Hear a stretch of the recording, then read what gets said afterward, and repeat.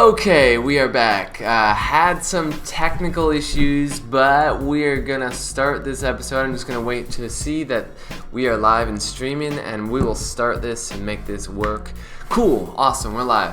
Awesome, so I hope everyone is enjoying their Wednesday. It is, 12:21. We're almost to Christmas or Hanukkah, or, it is Hanukkah right now. I'm not even sure how that all how that all works. I'm not Jewish, but let's see.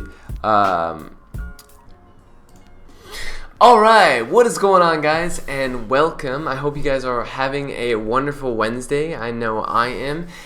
It is hump day. It is almost the holidays. I'm so pumped. I'm going to be heading to actually New Mexico and with my girlfriend, and we're going to spend some time out in kind of like this small little town called Pinos Altos, which means small pine, and it should be. I heard it's a really beautiful area. I've never been to New Mexico before, so really excited to kind of just get away and like be away from like just get away, you know, and just refresh my mind and my body, my spirit, and do that sort of thing. So that's gonna be really awesome. But for today, we're going to be doing this thing, and today actually I have an interesting topic that I wasn't sure I was going to talk about this early on, but it kept coming to my mind, the forefront of my mind, and I'm like, okay, this is what I'm feeling, so I'm going to go with it.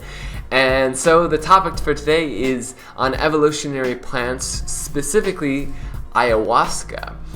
Now, the reason I bring up ayahuasca is because when I went to Peru earlier this summer in August, and or later this summer technically, and I had an experience, multiple experiences with this tea, which is a combination of plants, and let me get the exact words.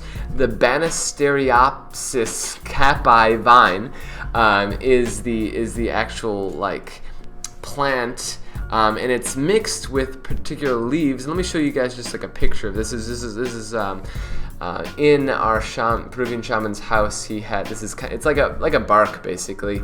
You mix it with these leaves that are called the chacruna leaves. At least you can use different types of leaves, but we use the chacruna because they're the most like purest form, and they're best for your health. And so we had done this tea. It's just something that you just drink it. It tastes a little bit like kava and kombucha mixed together, but 10 times more potent, and just like, just not something that you would drink as just like your typical tea. It's kind of gross. You just take a shot of it, and once you do that, you start to have these interesting visualizations or these experiences. And so before I first actually got into this, before I even knew I was going to do it, I had read different things about ayahuasca. First of all, the leaves that the leaves that are within the ayahuasca, the chacruna, they actually have DMT.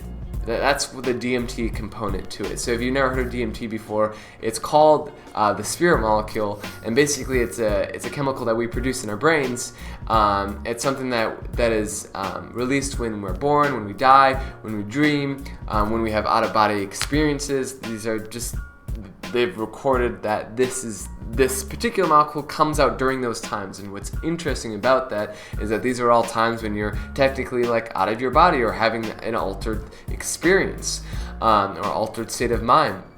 And what's more interesting is that this is something that we literally produce in our bodies. And when we smoke it or when we ingest it through the ayahuasca tea, it invokes a similar type of out-of-body or altered experience. Now, before like really getting into it, I had heard some stories about ayahuasca, what it is, and what I first understood it to be is this like extreme trip where like it's like a 24-hour experience where you're like, you're just like tripping balls the whole time. You like lose your sense of identity, where you're throwing up all over the place, and that's kind of like that was my first impression of it. And so going into it, I was like, oh my gosh, what am I getting myself into? What is this? I haven't really done, I'd done some like psychotropic drugs in the past, and but that was never really my thing. I was never like really invested in that too much, and I can't say I had any particular experience that had like blown my mind in any particular way. So going into it was really interesting, because that's because my perception early on. And I think that a lot of Americans, or at least the Western world, really does hype this, the idea of ayahuasca up, and to the point where I feel like it's a lot. It's so much. It's after experiencing it, it's just like so much different than like this hyped up perspective, and especially the perspective that I understood through being in Peru and understanding how the culture takes it, and they see it as more of a medicine. It's a medicine. It's something that literally can help you heal on a physical level, on an emotional level, on a spiritual level. And so when we went to visit this the shaman in Peru, he actually had different people in his sanctuary that were there specifically because they were sick, and they had flown into this small village literally just to spend 2 weeks with him and ingest this ayahuasca every day. And interesting enough, basically they stay there until they get better, and then they leave, and it's really interesting. Our shaman had specifically said that for him that he's seen, or he says that ayahuasca can help with AIDS, that it can actually heal AIDS, which is really interesting, and it's helped with a variety of different things. But mostly, what I've understood from it, or from what the shamans told me in my own experiences, is that ayahuasca is a spirit. It's a plant spirit that has an intelligence to it, and it's able to communicate with you, and I would say relay information that maybe you're not consciously aware of.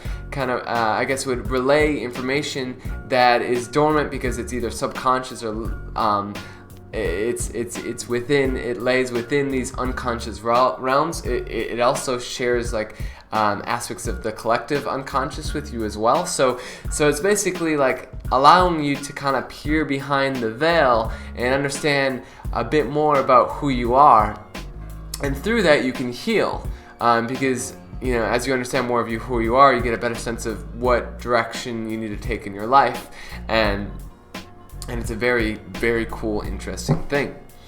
Now, what's really cool is that they talk about like there is this purging element, or you're gonna throw up after you take it. That's so basically that aspect is that ayahuasca, it's designed to really kind of cleanse you and clean you out. So once you drink it, you actually start to feel it kind of moving in and out through your body. It's kind of just like I know my our guide, our Australian shaman, he had told us that it's kind of like this rinse wash cycle, where it's like it goes in your body, cycles around, and then comes out and brings out all the crap, the dirt, the whatever negative crap or things that the crap that you no longer need, you purge it out. I personally didn't, after we had done 6 ceremonies, and I didn't personally ever purge, but I did notice that like when I was going through some more emotional elements, there was times where I did feel more sick, or like wanted to, coming close to vomiting, but never really felt like I needed to. But I just found that fascinating, because it was only during the times where I felt emotional.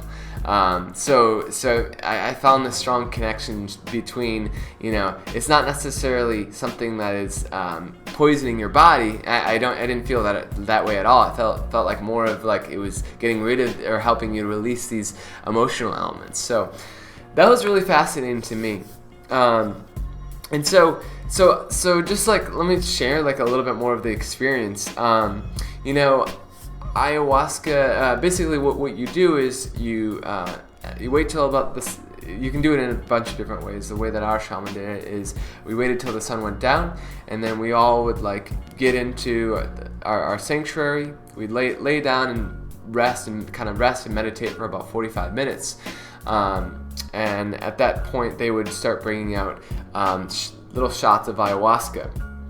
And so basically, you take your shot of ayahuasca. It's pretty gross. It tastes like, I don't know if I said this already, but it tastes like kombucha and kava, if you've ever had that, but like way worse.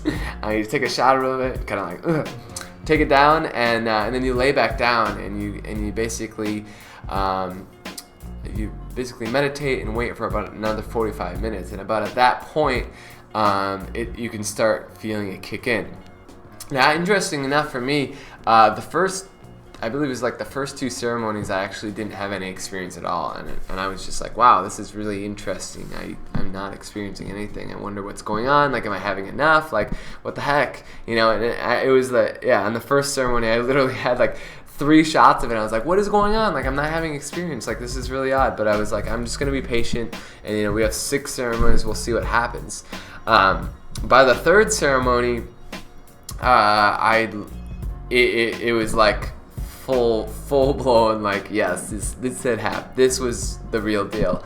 And so before I get into that, I kind of wanted to share, I just found it interesting, because I wanted to, like, as I'm sharing this with you guys, I wanted to kind of see what kind of information was out there in terms of, like, mainstream understandings of ayahuasca. And so this is kind of like true. I noticed that there's a True Life I'm Tripping on Ayahuasca, and so I haven't actually seen the show, but I looked into it a little more, and I found like some of the reflections from the people who had participated on the show. There was a guy and a girl named Jessica and a guy named Kyle.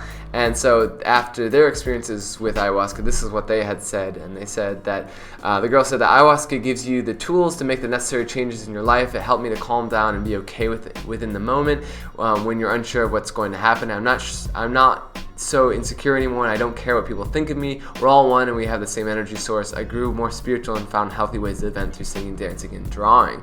And then Kyle, the guy, said, has ayahuasca helped you to come to any other conclusions since your return? And he's like, yeah, a deeper belief that there is more than this physical reality that's being presented. Believing in non-physical reality had been something more intellectual, but after ayahuasca, it's more of a deeper seated feeling.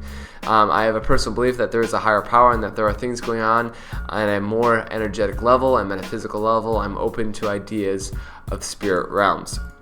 So that was really interesting, and when I read that, I really could relate to that, because that's really, I very much felt that, and I think that, so on that 3rd ceremony, it was very clear that there was this presence, there was this intelligence that was showing me a greater perspective of what I had been aware of before. And it was really great, was really wonderful, is that it showed me, so it communicates to you in a way that you can understand, which I think is really awesome. And, during this time, after you take this tea, and about 45 minutes in, the shamans start singing. They start kind of chanting in this, it's kind of like this vibrational, I don't know, I guess, like, say it's like this vibrational language that you don't understand until you really get until the ayahuasca takes you, and at that point you realize that there's actually much more to this than you originally thought, and that all the these sounds and visions kind of come together. It's almost like it's like a movie when you bring like the music and the visuals together. Something really amazing happens, and you're suddenly like, suddenly it's just fully in it, so fully in this experience, and it's emotional, and it takes you ups and downs and all around, and that was really pretty much what it was like. And so in the beginning, it really showed me that there's many different ways of perceiving things, and you've been perceiving life in this particular way, like your day to day. It's just like, yeah, here's my hand, this is the hand, this is my life. That's one way of perceiving it. And what they showed is that they're like, it showed me different like layers to my reality, and they're like, okay, let's look at this layer, and it's like this. It was just kind of like this whole different world that it was like, but it was a bit more abstract. And they showed me, they're like, like just like how your shirt is threaded in a particular way, you can kind of see there's like white, it's just like there's like white and pinkish like threads that are woven together. Well, like they showed me is that our realities, these different realities, are woven together. So you have your typical reality, the one that you're used to right now, but then there's this other reality that's also woven in there, that's and that's non-physical, that is equally relevant and playing out right now. And if when you focus your energy there, you can completely immerse yourself in it and ultimately forget about this reality, and that reality is the real reality. So that was really fascinating to me. I think the coolest thing is that it feels like a very natural experience. It's like, it feels like something that it was made for you. Like I thought that it was, I was gonna take it and immediately just kind of be like tripping balls. It's not like that at all. It's a very slow, like it like eases you in, and suddenly you start to see these different visions. And the visions are very much like, if you were daydreaming, or if you were, I want to say, like, if you ever like meditated and seen different visuals, or like, or I guess I would say dreaming as well. It feels like I think it's more of daydreaming, because you are conscious. You understand that you're like, where you're at. But the more you focus on these visuals, the more they become more real to you, and then you can kind of step into that world a little bit. But for me, it's like I always knew where I was, I guess. But at the same time, I could completely immerse myself into this different realm. And so, for me, it started off as kind of like this. I immediately felt like I was a baby, and I think that was a very actually common experience to have. That like you're this like very like you're this baby, and you're being introduced to this greater world, this greater perception that exists way beyond us. And as I started to get more into this world, into this experience, I realized that like the shamans that were singing were actually communicating and helping me to understand the experience. and it was very, very interesting. And so through that, it kind of took me on this journey, which started off as like more of like abstractions. I was kind of moving through these different kind of worlds that were abstract, and I remember I would kind of like transition. It would fade into different abstractions, and I would go through and move. I was like, and I remember being like, whoa, this is so cool, like, wow, this is really fun, like this is really cool. And then it slowly moved to different areas, and it showed me different relationships, and how I related to different people in my life, and how I was connected to the earth, and how important it was, and how these Peruvian people were like basically like our connection to the earth, and how important they were. I remember seeing like this concept of a tree, and they were like the roots of the tree. Like these Peruvian shamans, these people were the roots of the tree, and we were more of like the trunk. And so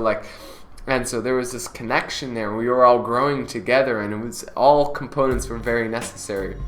And but yeah, it's fascinating. I could go on and on about it, but I think the main points that I got from it was that we are all interconnected, that everything is working together in many different ways, and there is a realm beyond us that we are completely not aware about. And the more when I really got into it, it felt so real, and so it's like something I was like, I do not want to forget this, because this is so real. Like there is something that is so like natural and like it's super. It's like this is an authentic part of who I am, and like I know it is real enough because I feel it. I'm experiencing it, and these Peruvian people, they live that in like basically. Our shaman's house was just this, basically, he lived in this, it was just like an open space, cement, basically like concrete floors, and they slept on like beds that without any mattress, it was just like hard wood that they slept on.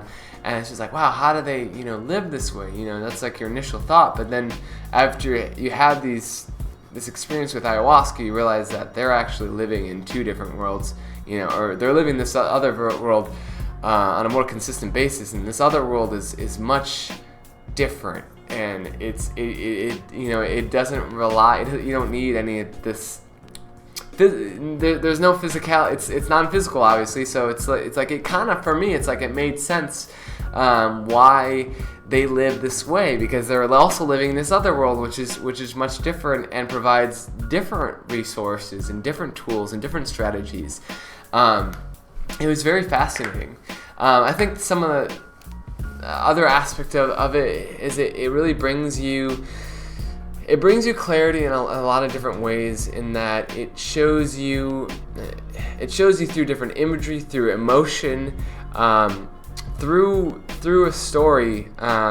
It shows you who you are and what you need to truly understand to I guess I would say that to live in the flow, to live in harmony with yourself and the world around you. And I thought that was very fascinating. For me, I didn't feel like I had any like major things to work on. I feel like I had cleared that out like a couple years ago. I felt like I was coming in pretty clear, and it did seem to be the case. I think there was a couple times for me where I was like, there were some tough sessions for me, and they're more so of like dealing with love and like for instance, the love I have for my girlfriend, and how it's just like really dealing with ideas of attachment and needing to realize that like love is it's not an attachment, and that's always like kind of a hard thing to deal with at times, but but I know that other people who take ayahuasca, who maybe come in and they have more of like a very like structured life, and haven't really learned how to like go with the flow, and haven't really kind of like, I guess, obeyed their deeper callings, they tend to have a more of a difficult experience, or it can be more shocking, just because the ayahuasca, it gets straight to the point. It shows you what you need to know, and it does so in a very clear way. So I just found that super fascinating. And if I were to do it, it's like, if you ask me like, would I ever do this again? Is this an experience that I would choose to have? Absolutely. It's something I think that like I would love to like bring like a group of friends and really experience it together. It's something that I would never do just for the heck of it. It would always be something very intentional, something that you really go into with like really with very good intentions. Just because I know it's almost as if like there is this kind of like, I would say like extraterrestrial intelligence, even though it's like a terrestrial intelligence. It's the Earth. It is literally like your communication with the Earth.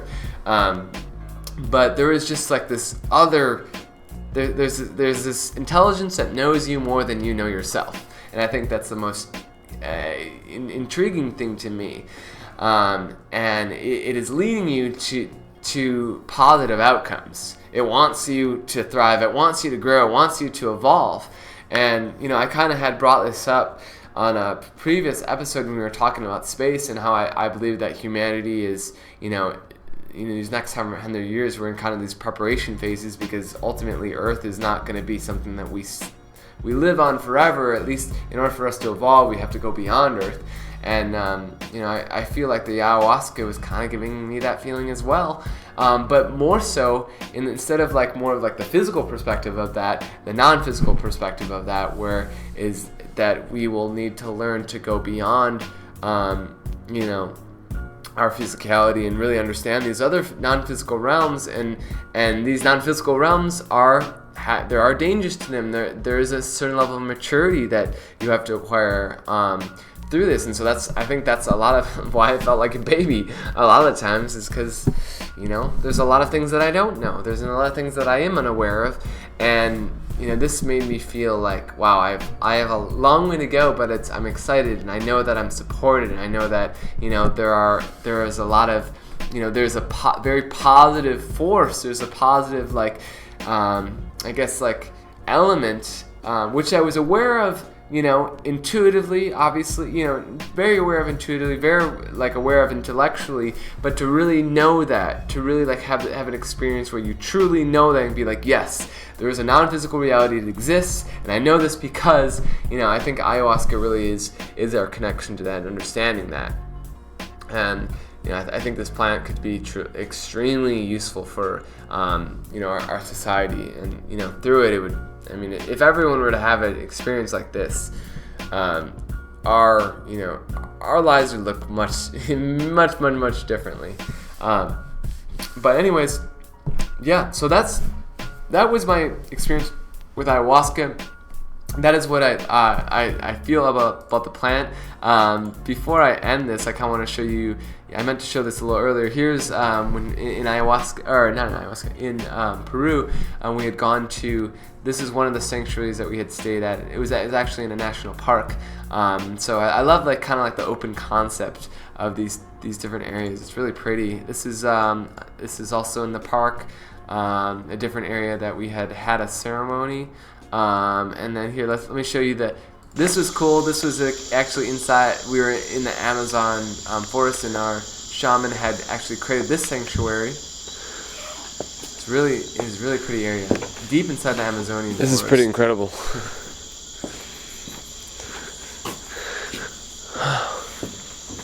And then this is one of my favorite places. Again, this is actually in the national park as well.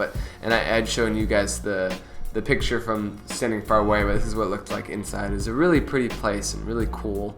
I love the area. It's very pretty, and they had this wonderful hot springs just right along the area. It got up to 250 degrees Fahrenheit, which is crazy. But there was warmer water that you could swim in and feel comfortable in kind of like a hot tub dealio. So that was really awesome. But yeah, so yeah, there are, in conclusion, I just want to say